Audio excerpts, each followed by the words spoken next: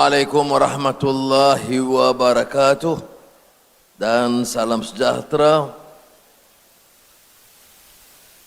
Kita syukur kepada Allah SWT dapat menyempurnakan Malam Wartawan Malaysia 2026 dan penyampaian hadiah kewartawanan Malaysia, dan terima kasih kepada MPI dan Petronas.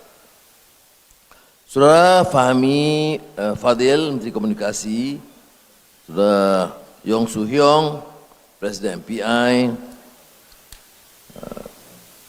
Saudara Naib Presiden Petronas, Nur Fizal, Man Saad, rakan-rakan saya muliakan,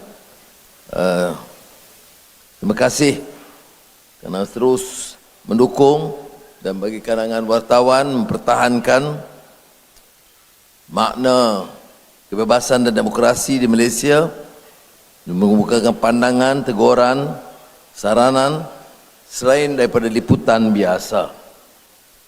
Dan malam ini kita dapat sedikit pencerahan tentang keperluan kita tingkatkan keupayaan, kemahiran dan keterampilan dalam semua bidang, termasuk bidang pencerahan dalam bidang digital, AI, yang boleh dilihat sebagai satu kekuatan baru tapi juga cabaran baru. Dalam perbicaraan tentang AI, dan saya kira ada relevan dengan media, kita bicarakan tentang keperluan menggapai teknologi baru, tetapi waspada tentang kehilangan jati diri, lunturnya nilai dan etika. Dan ini dibahaskan secara serius, terutama kerana teknologi ini seperti mana yang kita lalui dulu. Rakan-rakan seperti you, rakan-rakan senior tahu, ada ketika dulu di mana seluruh media itu dikuasai secara dominan oleh satu kekuatan barat yang menentukan sebahagian dari hala tuju dan berdasarkan liputan berita yang mereka mau dan ingin sampaikan. Tetapi tidak separah sekarang. Sekarang kita berdepan dengan kuasa baru yang memilih untuk mencabar kebebasan dalam arti kata yang sebenar, dan dengan menguasai teknologi dan menggunakannya untuk memenuhi hasrat ideologi atau kefahaman serta budaya yang kadang-kadang tentunya asing daripada kita.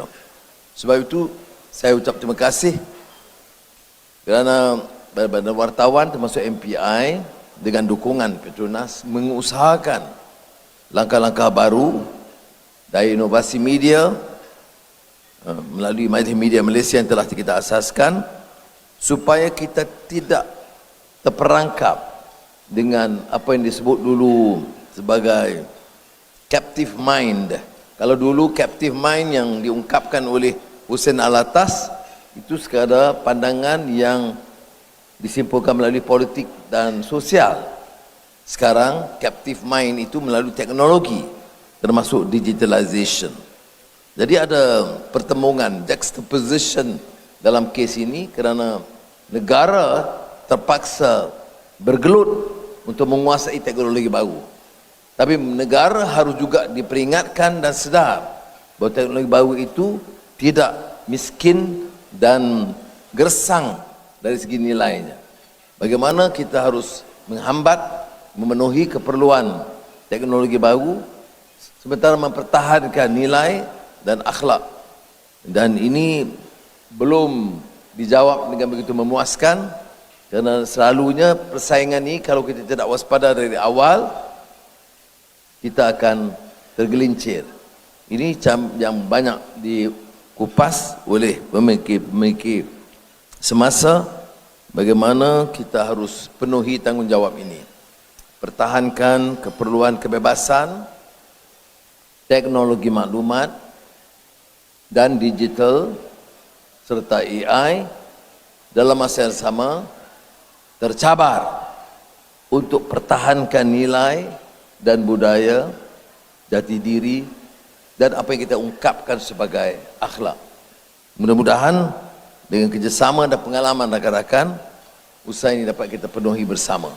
Saya percaya kerajaan dan sudah fahami yang punya tanggungjawab bersama, MCMC, dapat membantu, dan tentunya melalui media kita akan mendengar dan menerima teguran dengan baik, kerana dalam hal ini negara tidak boleh terpisah. Ini memerlukan kekuatan semua pihak. Kita sekarang berdepan dengan satu pukulan hebat, dan bagi orang yang mengikuti tentang challenge AI, cabaran-cabaran AI, dan sekarang semuanya tanpa kecuali yang serius tidak mahu kita dikuasai semula oleh satu pendekatan, satu ideologi dan satu kuasa ekonomi besar. Semuanya merasakan perlu bangkit kekuatan dalaman, kekuatan domestik dan kekuatan rantau supaya dapat mempertahankan jati diri kemerdekaan dan nilai murni masyarakat kita. Itu saja nak saya sampaikan. Saya tahu ramai yang hadir untuk santai dengan teman-teman, dan saya percaya ada acara-acara yang lebih menarik lepas ini. Saya ucap sekali lagi penghargaan saya tinggi-tingginya kepada rakan-rakan. Wassalamualaikum warahmatullahi wabarakatuh.